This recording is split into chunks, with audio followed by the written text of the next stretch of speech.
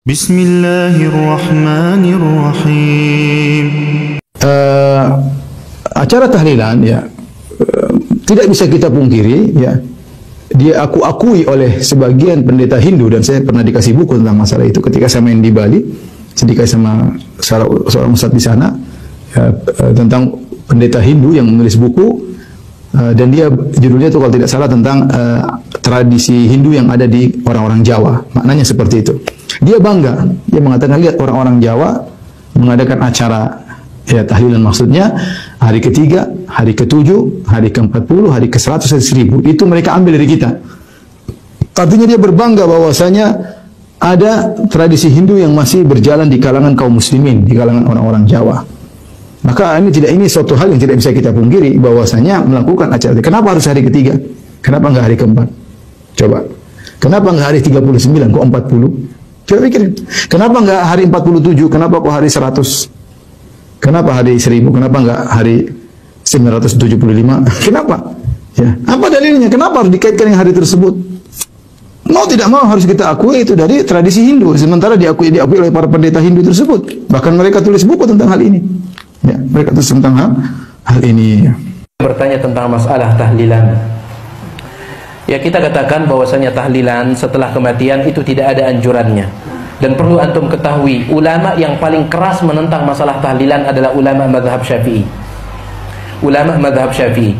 Bahkan dalam kitab yang banyak dikaji-kaji di pesantren-pesantren, I'anatul Talibin, syarah daripada Fathul Mu'in, disebutkan di sana tentang haramnya ya melakukan tahlilan. Tentang haramnya melakukan tahlilan. Bahkan yang sangat mengagumkan saya, ada salah seorang ulama ya, mufti mazhab Syafi'i yang pernah tinggal di kota Makkah. Nama beliau Syekh Ahmad bin Zaini Dahlan rahimahullah. Semoga Allah merahmati beliau.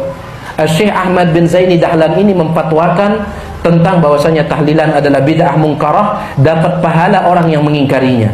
Kenapa saya kagum? Karena Syekh Ahmad bin Zaini Dahlan sangat benci terhadap Wahabi. Beliau membenci Wahabi, tetapi giliran tahlilan beliau katakan bid'ah. Syekh Ahmad Zaini Dahlan, silahkan antum buka kitab I'anatul Talibin.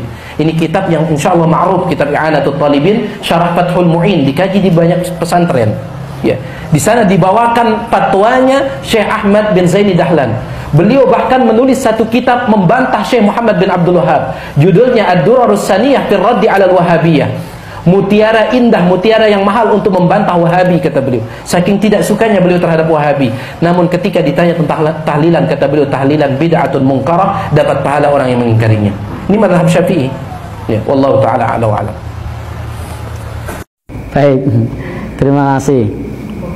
Ada orang yang mengatakan kalau orang meninggal lalu tidak pakai selamatan tahlilan itu seperti ngubur kucing. Baik, ini satu ungkapan yang barangkali sering kita dengar. Ini tidak sepenuhnya benar. Kenapa? Karena dulu para sahabat Rasulullah SAW yang meninggal tidak ada riwayat diadakan acara selamatan semacam itu.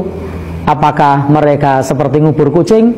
Tidak. Mereka adalah generasi terbaik umat ini. Rasul sudah menyebutkan khairul qurun qarni, sebaik-baik generasi adalah generasiku. Nah, jadi justru itu malah sebaik-baik generasi seperti itu. Nah, tidak ada riwayatnya siapakah ketika Khadijah meninggal dunia yang memimpin tahlilan. Siapa yang memimpin? Lalu kemudian siapa yang menyiapkan gedang rojo? Ada enggak? Ada yang tahu? Enggak ada. Nah, ya, tidak ada ya apa penjelasannya. Padahal Rasul masih hidup ketika Khadijah meninggal. Kemudian ketika Ibrahim putra Rasulullah SAW meninggal. Nah, siapakah yang menyiapkan besean untuk tahlilannya Ibrahim? Ada riwayatnya? Tidak ada. Kemudian siapa lagi yang ketika meninggal Rasul masih hidup? Paman beliau Hamzah. Nah, itu orang yang meninggal dunia ketika Rasul masih hidup. Apakah Rasul mimpin tahlilan? Tidak. Sahabat Abu Bakar mimpin? Tidak. Sahabat Umar mimpin? Tidak. Ini perkara orang meninggal di zaman itu tuh banyak. Jadi perkara orang meninggal di zaman ketika Rasul masih hidup itu banyak, tapi tidak ada riwayatnya. Nah, padahal untuk melakukan itu mereka mampu dan bisa, tapi tidak mereka kerjakan. Nah, mereka mampu. Bisa tidak mereka baca tahlil? Bisa. Bisa tidak mereka melakukan 3 hari 7 hari? Bisa. Nah, tetapi tidak mereka lakukan. Sehingga ini penting bagi kita untuk melihat bagaimana praktek Nabi dan para sahabat. Andai ungkapan tadi benar, maka nyun sewu ungkapan ini justru malah nyun sewu mencela para sahabat, karena para sahabat begitu cara memakamkannya, cara ngurus jenazahnya. Apakah kita tega mengatakan Nabi dan para sahabat itu kaya ngubur kucing? Kan tidak tega kita. Nah, ya, karena faktanya Nabi dan para sahabat penguburannya tidak pakai uburampe tahlilan atau selamatan semacam itu. Sehingga kalau dibilang kalau tidak dilakukan tahlilan seperti ngubur kucing. Nah, lalu bagaimana dengan Nabi dan para sahabat? Apakah kita tega mengucapkan mereka seperti ngubur kucing? Padahal Rasul sallallahu alaihi wasallam itu asyraful anbiya wal mursalin. Jadi nabi yang paling mulia, utusan yang paling mulia.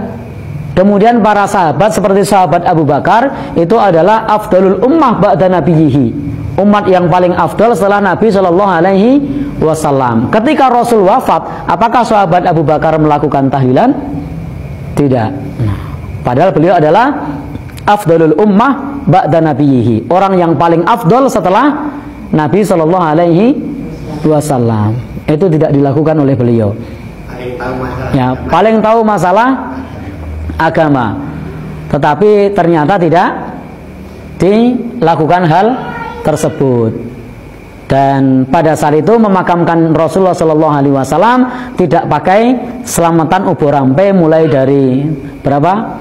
7 hari, 40, 100. Andaikan terjadi di mereka, saya yakin hadisnya tidak cuma 1 atau 2. Hadisnya akan ada ratusan, bahkan bisa jadi hadisnya ribuan. Karena banyak orang yang meninggal di zaman itu.